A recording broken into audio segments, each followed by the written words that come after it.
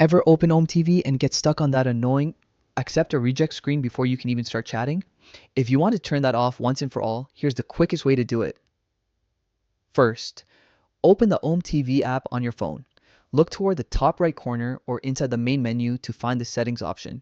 Go ahead and tap it. Once you're inside settings, scroll down until you see Safe Mode. This is the feature that forces that extra confirmation screen every time you start a chat. Safe Mode is turned on, just tap it once to switch it off. That single toggle is all you need.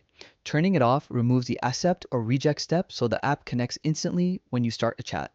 After you switch it off, close the Ome TV app completely.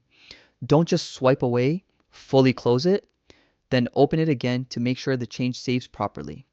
Now, when you hit start, you should go straight into a chat without any extra pop-ups slowing you down.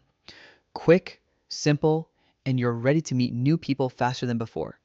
If this helped, feel free to share it with someone who's stuck on that same screen. Enjoy your smoother Ome TV experience.